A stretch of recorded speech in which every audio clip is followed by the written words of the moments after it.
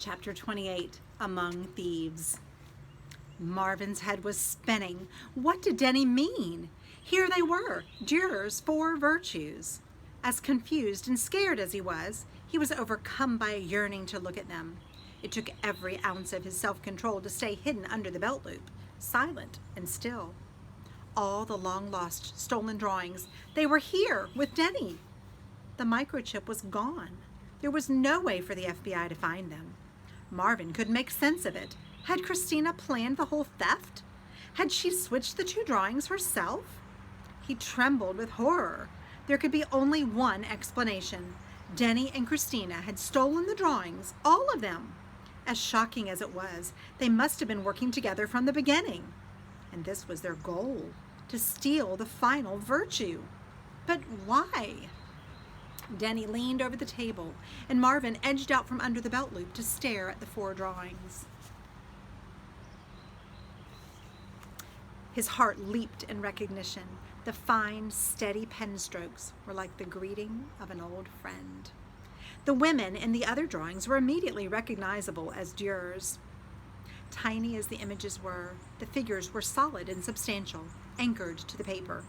Their expressions had the same pensiveness that Fortitude's had, a kind of willed loneliness. In Prudence, a maiden shunned the winged Cupid who offered her a laurel wreath. In Temperance, she poured some kind of liquid from a small jug into a cup. The lines were as delicate and miraculous as the pattern on a butterfly's wing. Finally, Marvin turned to Justice.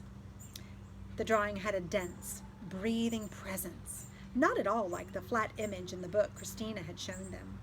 The girl gazed sadly into the distance, her sword resting at her side, as if she were already resigned to the unfairness of the world. She raised her scales like a lantern. Marvin heard a long sigh. He realized with a start that he and Denny were caught in the same reverie, transfixed by the drawings. Denny straightened and took out his cell phone. Marvin quickly dropped from his belt loop to the table, hiding in the grooved wood at its edge. "Liesel, it's Denny. How are you, my dear?" "Yes, still as planned, into Frankfurt. I've purchased an open ticket because I'm not certain what day I'll be traveling. You'll arrange my transportation from the airport?" Denny paused, listening. "Good. Yes, that's right. I'll be in touch. See you soon, Liesel." So that was it, Marvin thought. Denny and Christina must be planning to take the drawings out of the country. Liesel had a foreign sound to it. Marvin watched Denny decant a bottle on the desk and poured an amber liquid into a squat crystal glass. He turned to the drawings.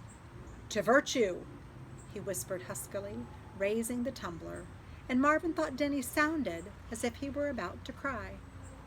"And to virtue's master, the astounding Albrecht Dürer." He drained the glass and set it on the desk.